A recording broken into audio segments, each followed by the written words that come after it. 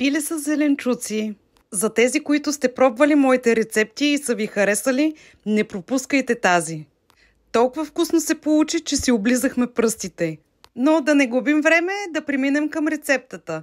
Ще са ви нужни около 600 грама пилешки гърди, нарязани на купчета, които вкусяваме с сол и черен пипер. Загряваме тиган с малко мазнина и в него трябва да запържим пилешкото месо. При мен пусна доста вода, изчаках водата да се изпари и готвих докато месото се зачерви. Целият процес ми отне около 10 минути и когато месото вече беше напълно готово, го извадих в отделна чиния. В същия тиган си запържих една глава лук, нарязана на тънки полумесеци.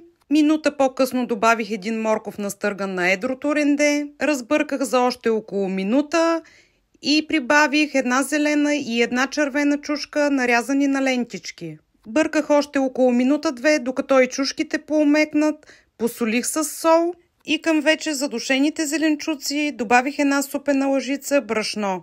Разбърках за кратко, за да може зеленчуците да поемат брашното и добавих една чайна лъжица червен пипер. И него разбърках за няколко секунди и излях една чайна чаша зеленчуков бульон. Течността трябва да е горе-долу на нивото на зеленчуците. Оставяме да поврят около 5 минути под капак и след това добавяме един нарязан наситно домат. Разбъркваме, затваряме пак капака и оставяме за още около 3 минути да умекнат доматите.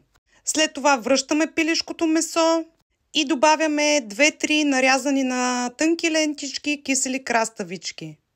Намаляме котлона, оставяме за още 2-3 минути и манджата ни е готова. Да ви е сладко!